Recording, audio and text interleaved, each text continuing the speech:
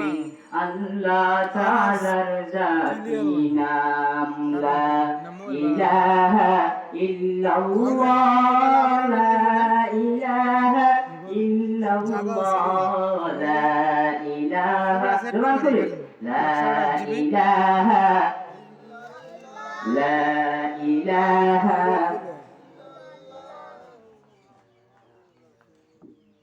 لا إله لا إله إلا الله محمد رسول الله صلى الله عليه وسلم الحمد لله গরিপুর জামে মসজিদের উদ্যোগী কর্তৃক আয়োজিত আজকের নবম বার্ষিক ইসলামী মহাসম্মেলনে বর্তমান অধিবেশনের সম্মানিত সভাপতি সাহেব, উপস্থিত আশিকিন জাকিরিন মুহিব্বিন মুরব্বিয়ান আওয়াম, উপস্থিত কলেজার টুকরা যুবক ভাইরা,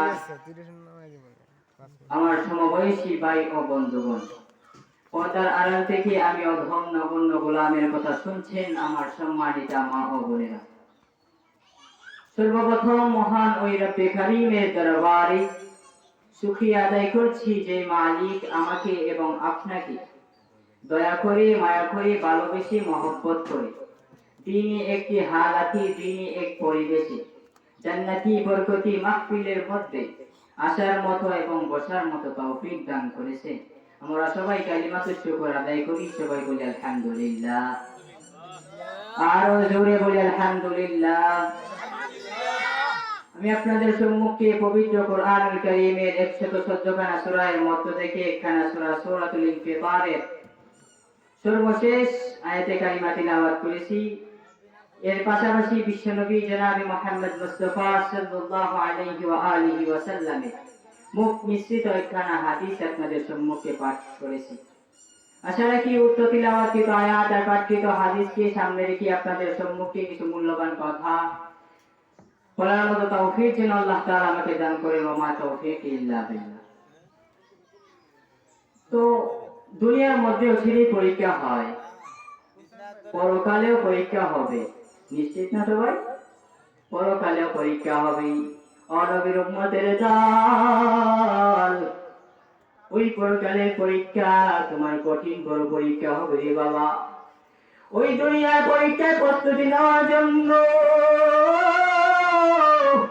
বান্দা কত কিছু করে, ওই দুনিয়ার পরীক্ষার জন্য বান্দা সফল হয়ে যাওয়ার জন্য, বান্দা সফল কাম হওয়ার জন্য বান্দা পিত হয়ে যায়। আরে বান্দা ওই পরীক্ষার মধ্যে কামিয়াবি অর্জন করার জন্য ওই বান্দা বড় কষ্ট করে, ওই বান্দা বড় পরিশ্রম করে ওই পরীক্ষার জন্য বান্দা অস্থির হয়ে যায়। ওই পরীক্ষার জন্য বান্দা অস্থির হয়ে যায়, অস্থির অস্থির ভাব তার ভিতরে দেখা যায়। এটা হলো দুনিয়ার পরীক্ষার একটা হাল। ও দুনিয়ার মানুষ, তোমরা কি এই দুনিয়ার পরিস্থিতি দেখিয়া, তোমরা কি এই দুনিয়ার পরীক্ষা, দুনিয়ার একটা অবস্থা দেখিয়া পরকালের দিনের কথা ভুলে গেছো? ও বান্দা, ওই কঠিন দিনের কথা কি তুমি ভুলে গেছো নাকি? ও নবীর উম্মতের দল, ওই দিনের পরীক্ষাটা এমন হবে, ওই দিনের পরীক্ষাটা হবে আসল পরীক্ষা, ওই দিনের পরীক্ষাটা হবে চূড়ান্ত একটা পরীক্ষা, ওই দিনের পরীক্ষা হবে শেষ একটা পরীক্ষা, যেই দিনের ব্যাপারে রব্বে কারীম বলতেছেন ইয়াউমা লা তামলিকু নাফসুন লিনাফসিন শাইআ, ইয়াউমা লা তামলিকু নাফসুন লিনাফসিন শাইআ। ওই দিন কোন নফস তথা কোন ব্যক্তি কোন ব্যক্তির কাজে আসবে না, ওই দিন কোন ব্যক্তি কোন ব্যক্তির কাজে আসবে না। আরে ওই দিন কোন মা সন্তানের জন্য দরদি হবে না, ওই কঠিন ময়দানে বাবা সন্তানের জন্য কোনো কাজে আসবে না, বন্ধু বন্ধুর জন্য কোনো কাজে আসবে না। একটা নেকের জন্য বাবা ওই সন্তানের পিছনে দৌড়াবে, অন্যথায় ওই সন্তান বাবার পিছনে দৌড়াবে। একটু গাড়ি নেকের তরে রোজ হাসরের মাঠেতে বাবা ঘুরবে ছেলের পিছে, ছেলে বাবার আগেতে। আহা তেমন কঠিন দিনেতে নামাজ তোমায় ভুলবে না, ঠিক মতো পড়িলে নামাজ জান্নাত তোমার তোমার ঠিকানা। ওই কঠিন দিনের হালাত বড় মন্দ, ও নবীর আসে কোথায় গেলে নবীর উম্মতের দল। ওই দিনটা বড় ভয়ঙ্কর, ওই দিনটা বড় ভয়ঙ্কর একটা হালাত।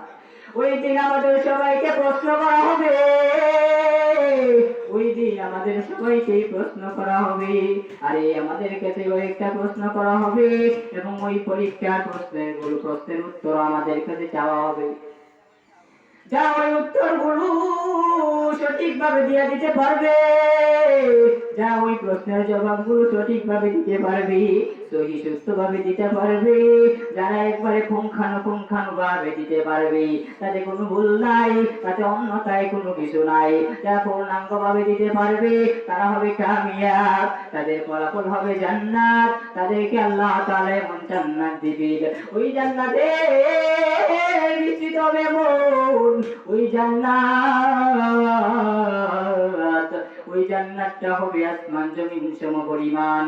আর যারা পরীক্ষা ওই প্রশ্নের ব্যাপারে ভুল বলবে, ওই প্রশ্নের জবাবে তারা পূর্ণাঙ্গ জবাব দিতে পারবে না। যারা ভুল বলবে তাদের পরিণতি হবে, তাদের প্রতিফল হবে জাহান্নাম, তাদের প্রতিফল হবে জাহান্নাম। জাহান্নামটা এমন, তাদের জন্য প্রতিফল হবে নাম তালাজ্জা, প্রজ্বলিত আগুন। ওই ব্যাপার আল্লাহ তাআলা বলেন লা ইয়াসলাহা ইল্লাল আশকা, এতে নিতান্তই হতভাগ্য ব্যক্তি প্রবেশ করবে। ও নবীর উম্মতের দল, ওই দিনটা এমন হবে, ওই দিনটা এমন হবে নবী রাসূল পর্যন্ত নাফসি নাফসি বলতে থাকবি। আরে আমার কি উপায়, আরে আমার কি উপায় হবে ওই কঠিন দিনে। আরে তুমি কি ভাবো না ওই পরীক্ষার সময় হলেই তোমার বর্তমান একটা জীবন, এই বর্তমান যেটায় তুমি চলছো, যেটায় তুমি চলতেছো, এটা হলো তোমার একটা পরীক্ষার হাল। এই পরীক্ষায় যদি তুমি ভালো কোনো কিছু করতে পারো, তুমি পরকালে তুমি তার ফল পাইবে বান্দা। তার প্রতিফল তুমি যদি ভালো কিছু করো, তোমার প্রতিফল থাকবে জান্নাত, অন্যথায় তোমার জন্য প্রজ্বলিত আগুন। ও নবীর উম্মত, কি মনে করছো তোমার জিন্দেগি, তোমার এই অন্তিম মুহূর্তটা হইল? তোমার জিসিম থেকে যখন রূহটা বাহির হইয়া যাইবে, যখন তোমার শরীর থেকে তোমার আত্মা বাহির হয়ে যাইবে, ওইটাই হলো তোমার শেষ একটা সময়। ওই দিনের মুনাফিকতা পর্যবেক্ষণ করবেন স্বয়ং আল্লাহ। আল্লাহ এমন ইয়ালামুল জাহরা ওয়া মা ইয়াখফা, তিনি স্পষ্ট যা আছে সব দেখেন, লুকায়িত তাও জানেন। তার নাম কি? ওই আল্লাহ সব কিছু জানেন, ওই মালিক সব ব্যাপারে জ্ঞাত।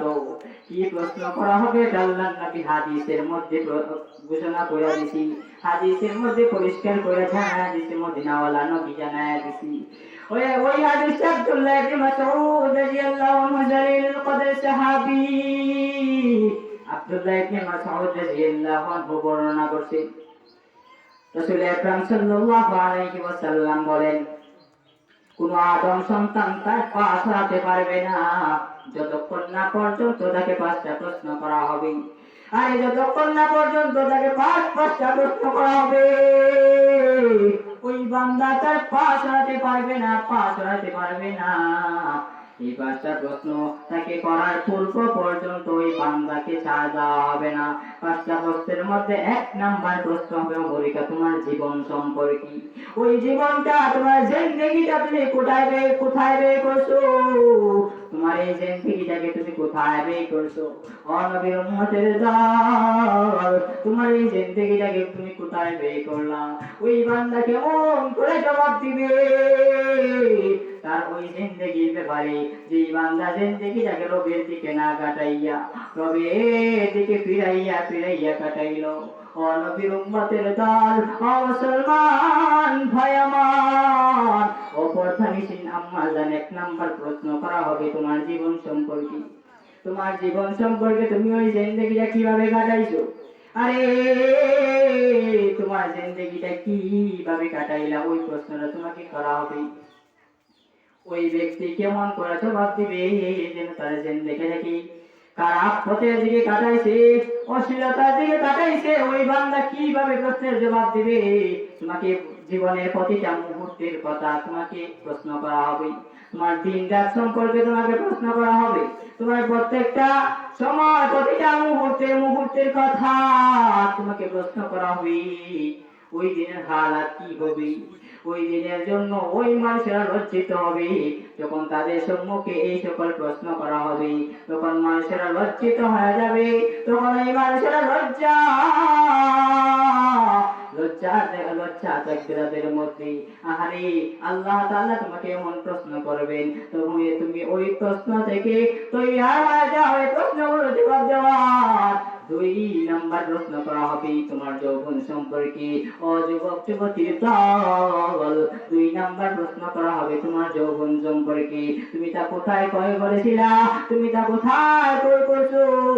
ওই আল্লাহর বান্দা জবাব দিতে পারবি যে আল্লাহর গোলাম, মওলার রাজি খুশি তারা কাটাইছে, যে মাওলার অনুগত্যে তারা বান্দা কাটাইছে, তার জিন্দেগিটারে মাওলার অনুগত্যে কাটাইছে, যে আল্লাহর অনুগত্যে কাটাইতে পারছে ওই বান্দা জবাব দিতে পারবে, না হয় অন্যথায় পারবে না।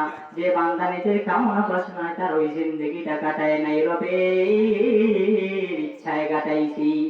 3 নাম্বার প্রশ্ন করা হবে তোমার সম্পদ সম্পর্কে, তুমি তা ওই সম্পদটা কোথা থেকে অর্জন করেছিলা, ওই সম্পদটা তুমি কোথা থেকে অর্জন করছো, তুমি ওই সম্পদটা কোথা থেকে অর্জন করলা? ওই বান্দা কিভাবে জবাব দিবি, ওই বান্দা কেমন করে জবাব দিবি? ওই গোলাম তো তার সম্পদ সংগ্রহ করেছে অবৈধ পন্থায়, ওই আল্লাহর বান্দা তার সম্পদটা তো উপার্জন করে সুদের মাধ্যমে, তার সম্পদটা তো উপার্জন করছে ঘুষের মাধ্যমে, তার সম্পদটা তো উপার্জন করছে প্রতারণার মাধ্যমে বা অন্য কোনো কিছুর মাধ্যমে, সে তো তার সম্পদ উপার্জন করছে। 4 নাম্বার প্রশ্ন করা হবে তোমার সম্পদ সম্পর্কে, কোথা থেকে তুমি যাবে, কোথায় তুমি ব্যয় করেছো? ওই বান্দা তো মসজিদ মাদ্রাসায় দেয় না, ওই বান্দা তো তার টাকা পয়সা ধন সম্পদটাকে অন্য রাস্তায় বিলীন করে দিছি, ওই বান্দা কেমন করে ওই প্রশ্নের জবাব দিবি? তার অবস্থাটা হবে ওই দিন বড় করুন, ওই দিনের হালাত বড় মন্দ। 5 নাম্বার প্রশ্ন করা হবে তোমার ইলম সম্পর্কে, তুমি কতটুকু জেনেছো আর কতটুকু আমল করেছো? আরে বাবা, আমরা সবাই জানি নামাজ পড়া একটা ইবাদত, নামাজ পড়লে বান্দার মধ্যে বান্দাকে সওয়াব দেওয়া হবে, অন্যথায় বান্দাকে গুনাহ দেওয়া হবে। চাইলে বান্দা জানে, তাহলে ওই বান্দা যতটুকু জানে ততটুকু আমল করা দরকার। ওই বান্দা আমল করে নাই তো তাহলে তো সে জাহান্নামে যাবে। ওই 5টা প্রশ্ন করা হবে, যতক্ষণ না পর্যন্ত তাকে 5টা প্রশ্ন করা না হবে ততক্ষণ পর্যন্ত বান্দা তার কদম সরাতে পারবে না। আরে বিদায়ের সময় একটা কথা স্মরণ করে দিতে চাই, ও কলেজের টুকরা যুবক ভাই, ওই কঠিন ময়দানে যারা কৃতকার্য হবে তাদের আমলনামা দেওয়া হবে ডান হাতে, আর যারা অকৃতকার্য হবে, যা ওই পরীক্ষায় ফেল করবে, তাদের আমলনামা দেওয়া হবে বাম হাতে। যাদের আমলনামা দেওয়া হবে ডান হাতে, তারা বলবে এসো এসো তোমরা আইসা আমার আমলনামা পড়ো। আর যে বান্দার আমলনামা দেওয়া হবে বাম হাতে, তারা বলবে ইয়া লাইতানি, হায় আফসোস, যদি এই আমলনামা নাই দেওয়া হতো তাহলে তো আমি জানতাম না, হিসাব নিকাশ সম্পর্কে তো আমি কিছুই বুঝতাম না। ও দুনিয়ার মানুষ, ওই দিনের জন্য তৈয়ার হওয়া লাগবে, ওই দিনের জন্য প্রস্তুত হওয়া লাগবে, ওই দিনের জন্য আজকে থেকে প্রস্তুত নাও। ওই দিনটা বড় কঠিন, যেই দিনের রাজত্ব আমার মালিকের দ্বারা কারো না, ওই দিন রাজত্ব থাকবে একমাত্র আমার আল্লাহর। ও বাইরে, আজকে থেকে আমাদের প্রস্তুতি নেওয়া লাগবে, আজকে থেকে আমাদের প্রস্তুতি গ্রহণ করা লাগবে। এই দুনিয়াটা কিছুই না, এই দুনিয়াটা শুধু মন্দর দিক থেকে দেখা যায়, অন্য কোনো কিছু না। যাই হোক ভাই, আমাদের সবাইকে যেন আল্লাহ এই 5টা প্রশ্ন করে আল্লাহ তাআলা যেন সকলকে আমাদের অন্তর্ভুক্ত বানায় দেয়। আলহামদুলিল্লাহি রাব্বিল আলামিন। সমস্ত কৃতজ্ঞতা ওই মুনিবের, যিনি মহাসমগ্র জাহানের প্রতিপালক, যাই হোক ভাই, আমার দীর্ঘ সময় কথা বললাম। আল্লাহ তাআলা যেন প্রথমে আমাকে, এরপরে আপনাদের সবাইকে যেন আমল করার তৌফিক দান করেন। পরিশেষে দীর্ঘ কথা বললাম, এই কথা যদি ভুল ত্রুটি দেখা দেয় তাহলে তোমার সুন্দর দৃষ্টিতে দেখবেন, আমার জন্য দোয়া করবেন। পরিশেষে বিদায় নিচ্ছি। মা আসসালাম। আসসালামু আলাইকুম ওয়া রাহমাতুল্লাহি ওয়া বারাকাতুহু।